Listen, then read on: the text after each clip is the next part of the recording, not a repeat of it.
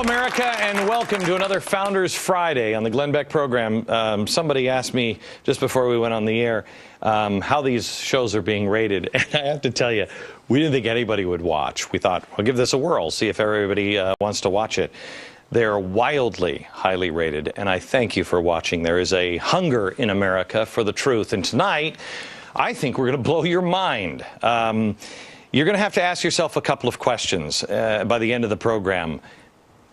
Why would our schools leave all of this history out? I mean, this is some of the greatest American story that you've ever heard.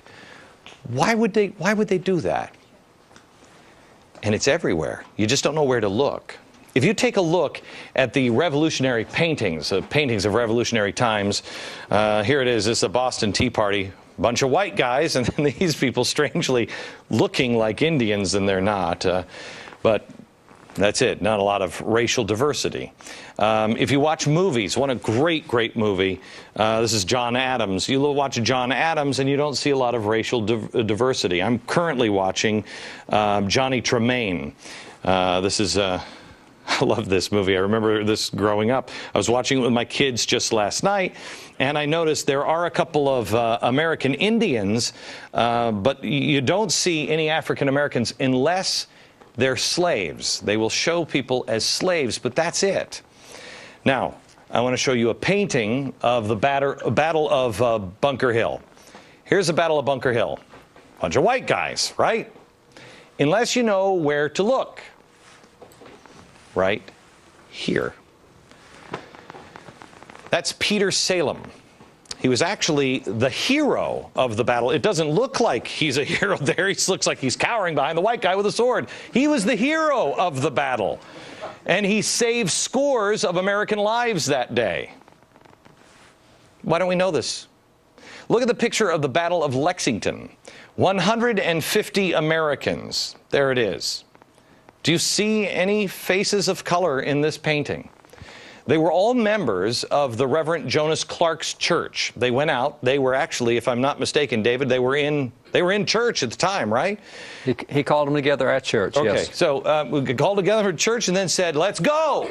And they went to defend their town. When the shot heard around the world was over that day, there were 18 Americans lying on the ground. What you don't see in this painting are the equal numbers of whites and blacks. They were white and black patriots. It was a mixed church. Did you even know that happened? One of those injured patriots on the ground in this painting was a black man named Prince Estabrook. I bet you never heard of Prince Estabrook before. How about the painting of George Washington crossing the Delaware? Bunch of white guys, right? No. Look here, African American, helping row the boat across. You know what his name was? Prince Whipple. He fought alongside Washington during the Revolution. Take a look at this one, this painting of, this is the Marquis de Lafayette. If you look at this, you just think, oh yeah, and then he made his slave dress up like I don't know what. But that's what you would think, right? This guy is incredibly important. This guy may have won the Revolutionary War. James Armistead was his name. How did he win the Revolutionary War? Double spy. I'm going to let David tell the story here in a minute, but basically the Brits thought that he was spying for them, but he was spying for General Washington. He'd give the Brits bad intel and reveal the good critical information to General Washington. Did you know this story? Why? I'm so tired of people saying, well, it was just the white people, white people, white people. No. No. Why are we intentionally leaving others out? There are black founders. Let me ask the audience. How many of you can name one person of these pictures? Only one. How many can name only one? Most people, right? Am I mistaken saying it's Frederick Douglass? Okay. How many can name two of the people here? We've got 6, 8 people. How many can name 3? 4. How many can name 4? 1. And that's David Barton's wife. David, come on up. This is our good friend David Barton. He is the founder and president of Wall Builders, also author of Setting the Record Straight, American History in Black and White. Come on up and sit here. We also have Lucas Morell. Lucas is a professor at Washington and Lee University in Virginia. Welcome. And he is also the author of Lincoln's Sacred Effort. Okay.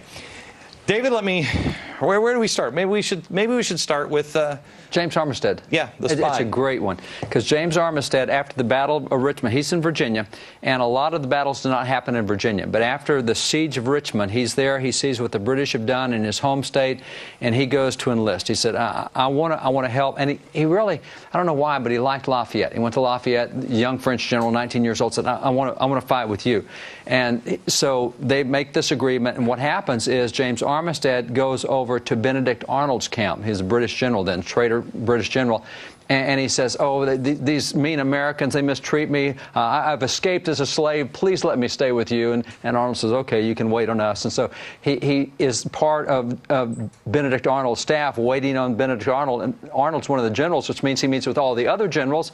So he's meeting with Cornwallis all the time. And so James Armistead is just serving them and doing all the right stuff and just picking up intelligence like crazy.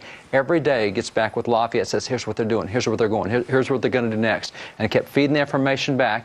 And Cornwallis in this time got really comfortable with James and said, "You know, I don't want to ask you to do something you don't want to do, but would you consider being a spy against your former guys there, the Americans? Would you be a British spy and tell us what they're doing?"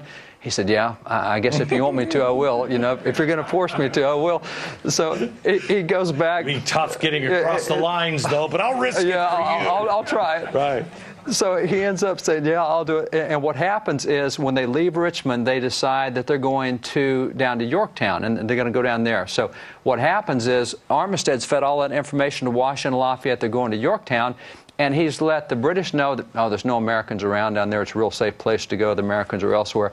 So the British the British fleet drops the soldiers off in Yorktown, and the fleet takes off because there's no Americans around.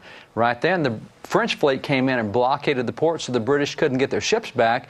And now we've got all the American troops waiting for them when he got up. They're pinned in on the peninsula. Can't go anywhere. So he probably cut months, maybe years off the revolution by what he did. Now, it's really cool. He liked Lafayette so much that he went back and got his name changed legally from James Armistead to James Lafayette. He loved Lafayette.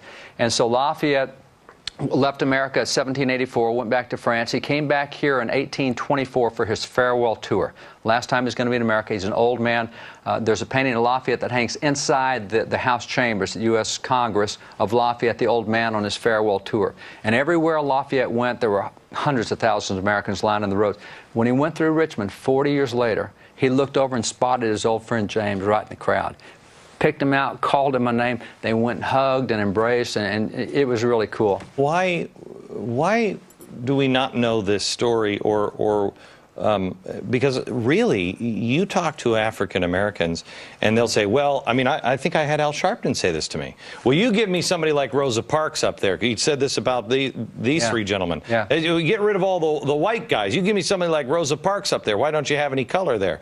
And that's what prompted this show. Plenty. There is. There is. Why leave people like this out? Let me give an example of how well we used to know this. You know, the painting you showed of Washington crossing the Delaware, this little jewel right here. You mentioned that this is Oliver Cromwell, and he is. But up here are Prince Whipple, but the other one's Oliver Cromwell. There's actually two blacks in the front of that boat, and they served not as slaves. They were free men who served with Washington on the general staff throughout the Revolution from start to finish. Now, this painting that you showed was done in 1851 by a German, and it was done in Europe. It wasn't done in America. It was done in Europe to show the Europeans, here's what the American Revolution looked like, which meant back then we knew blacks were involved, whites were involved. At the back of the boat, there's actually a lady dressed up in men's clothes. Yeah, put this back up. Put the George Washington crossing the Delaware over, because I find it interesting because I looked into the history of this as well. See, they believe what he did was Go ahead and point it. I Yeah, heard right.